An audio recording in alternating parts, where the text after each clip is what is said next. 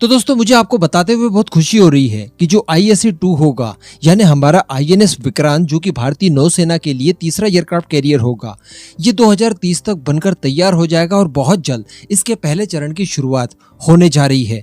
Video बड़ी interesting होगी, एकदम एंड तक देखते हुए अपने सुझाव नीचे कमेंट बॉक्स में देकर चैनल को सब्सक्राइब जरूर कर लीजिएगा।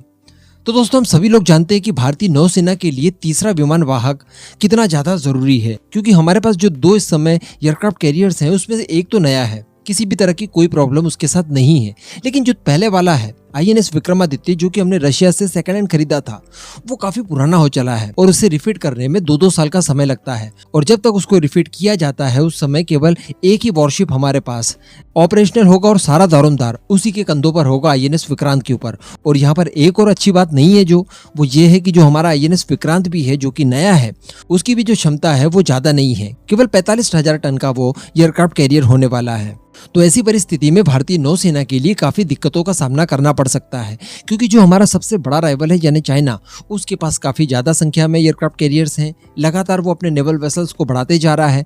हो सकता है आने वाले समय में हिंद महासागर में घुसकर वो किसी तरह का कोई एडवेंचर करने की कोशिश करे, तो उसे रोकने के लिए, उसे जवाब देने के लिए भारत के पास एक एडिशनल एयरक्राफ्ट कैरियर हर हाल में होना चाहिए। ये बातें हम लोग कई बार डिस्कस कर चुके हैं और हम सभी लोग जानते भी हैं कि 3 एयरक्राफ्ट कैरियर इस समय भारतीय नौसेना के लिए कितने ज्यादा जरूरी है। 2 फ्रंट वॉर है हमारे लिए, एक फ्रंट पर एक खड़ा रहेगा, दूसरे फ्रंट पर दूसरा खड़ा रहेगा, तीसरा मेंटेनेंस में होगा। लेकिन दोस्तों कभी भी बात बीच में नहीं बनी, यानी हमारी नेवी की बात नहीं मानी गई और अभी तक तीसरे एयरक्राफ्ट कैरियर जो कि INS विशाल होने वाला है उसको लेकर कोई भी काम आगे नहीं बढ़ाया गया, जबकि हम सभी लोग जानते हैं कि इसके लिए तैयारियां खासी कर ली गई है। लेकिन अब बताया जा रहा है कि भारतीय नौसेना ने इसको लेकर पहल शुरू कर दी है।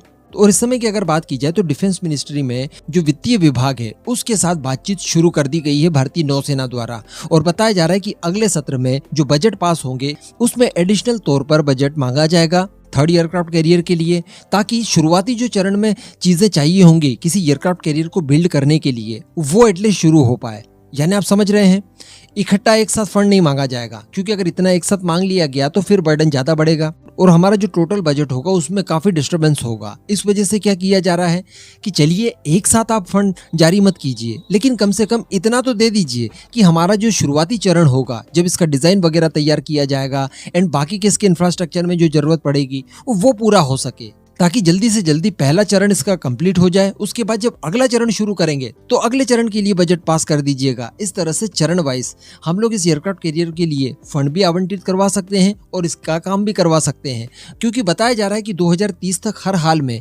भारतीय नौसेना को तीसरा एयरक्राफ्ट कैरियर चाहिए। और ये भारत के पॉइंट ऑफ व्यू से बड़ी शानदार चीज होगी, क्योंकि 2030 ये वही समय होगा जब हमारा TED-BF भी मैन्युफैक्चरिंग के लिए जाने वाला है। अब अगर हम लोग केवल हमारी पुरानी रिक्वायरमेंट के आधार पर इन्हें मैन्युफैक्चर करेंगे, जिसका नंबर 50 के अंदर लगभग होगा, तो ये हमें बहुत महंगे भी पड़ेंगे, क्योंकि जितना मास प्रोडक्शन आप करना चाहें उतना कर लीजिए, ये काफी सस्ते पड़ेंगे आपको। तो अगर 3rd एयरक्राफ्ट कैरियर उस समय तक पूरी तरह से तैयार हो जाता है तो फाइटर जेट मैन्युफैक्चर करने के लिए भी हमारे पास बहुत बड़ा स्कोप होगा, मास प्रोडक्शन इसका होगा, कम से कम 100 फाइटर जेट हम लोग मैन्युफैक्चर कर पाएंगे। तो ऐसे में पर यूनिट कॉस्ट TED-BF की भी काफी कम होगी। तो यही प्लानिंग हमारी नौसेना की है। इसके लिए जो हमारा वॉरशिप डिजाइन ब्यूरो है इससे भी बात चल रही है और बताया जा रहा है कि इस बार हर हाल में 65,000 टन कैपेसिटी वाला वॉरशिप ही भारत के लिए बनाया जाएगा। यानी जो 45,000 टन वाला चल रहा था उसमें भारतीय नौसेना खुश नहीं है। 65,000 टन कैपेसिटी तो हर हाल में हमारे 3rd एयरक्राफ्ट कैरियर को चाहिए। तो कहने का मतलब जिस हिसाब से बातें चल रही थी बीच में, उन सारी बातों को अब इम्प्लीमेंट करने का समय आ चुका है। जो हम लोग नौसेना की प्रॉब्लम्स हमेशा बताते थे कि देखिए तीसरा एयरक्राफ्ट कैरियर काफी जरूरी है, उस चीज को हमारी नौसेना ने अब डायरेक्टली डिफेंस मिनिस्ट्री के सामने उठाकर उसके ऊपर डिस्कशन करना शुरू कर दिया है और उसके लिए फंड तक मांगने की बात आ गई है, ताकि पहला चरण इसका सफलतापूर्वक शुरू किया जा सके, उसे खत्म किया जा सके। तो वो और क्या चाहिए, यही तो हम लोग अल्टीमेटली चाहते थे कि भारतीय नौसेना की रिक्वायरमेंट को जल्द से जल्द पूरा कर दिया जाए। लेकिन यहाँ पर एक चीज का ध्यान रखना पड़ेगा, क्योंकि एक बहुत बड़ा मुद्दा बीच में आ सकता है, जिसके बारे में हमने 2 दिन पहले डिस्कशन किया था चाइनीज नेवी को लेकर। दरअसल मैंने आपको बताया था एक वीडियो बनाकर कि चाइनीज नेवी के पास वॉरशिप की तो अब कोई कमी नहीं है, ना ही उनके विमानों की कमी है, लेकिन उन्हें ऑपरेट करने के लिए, उन्हें संचालित करने के लिए पायलट्स की खासी कमी है। इसके पीछे का कारण क्या है? पहले चाइना के पास भी स्ट्रोबार्क टाइप के एयरक्राफ्ट कैरियर्स होते थे, यानी जहां से स्की जंप करके फिर फाइटर जेट टेक ऑफ करते हैं, जैसा कि हमारा INS विक्रांत है, ये जो रशियन स्टाइल है कहने का मतलब।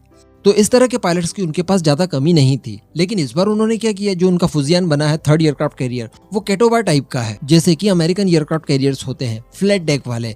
तो यहाँ से ऑपरेट करने के लिए उनके पास प्रॉपर पायलट्स वगैरह की कमी है, वो नहीं है। तो इस वजह से उन्हें खासी दिक्कतें जा रही है। तो काफी ज्यादा संभावना है कि भारत अगर थर्ड एयरक्राफ्ट कैरियर बनाता है आईएनएस विशाल, और उसे अगर 65,000 टन डिस्प्लेसमेंट के साथ बनाया जाता है, तो उसमें भी कैटोबार टाइप का सिस्टम लगा होगा, वो भी फ्लैट डेक ही होने वाला है। तो इसके लिए तैयारियां हमें पहले से ही शुरू करनी होगी, ताकि हमें किसी तरह के पायलट्स की कमी महसूस ना हो। यानी इस तरह के पायलट्स हमें ट्रेन करने होंगे जो कि कैटोबार टाइप के एयरक्राफ्ट कैरियर पर भी अपने फाइटर जेट को लैंड और टेक ऑफ करवा सके। तो इन सारी चीज़ों को भी इकोसिस्टम में शामिल करना होगा। यानी हमारे पायलट्स की जो ट्रेनिंग है वो भी एयरक्राफ्ट कैरियर बिल्डिंग के इकोसिस्टम में आपको शामिल करके उनकी तैयारी पहले से ही करके रखनी पड़ेगी, ताकि किसी तरह की जगहसाई ना हो, जैसी कि समय चाइना की हो रही है। वैसे भारत के पास ये पोटेंशियल है, भारत के पायलट्स जो हैं वो काफ़ी गुणी होते हैं, उन्हें पहले ही ऐसी ट्रेनिंग दी जाती है कि वो हर परिस्थिति का सामना कर सके। तो आई होप कि इस बार भी ऐसा कुछ हो और चाइना जैसा हाल बिल्कुल ना हो। बाकी इस पूरे मुद्दे पर आपका क्या मानना है? भारत की नौसेना के लिए तीसरा एयरक्राफ्ट कैरियर कितना ज़्यादा जरूरी है? नीचे कमेंट करके आप अपने विचार जरूर रखिएगा।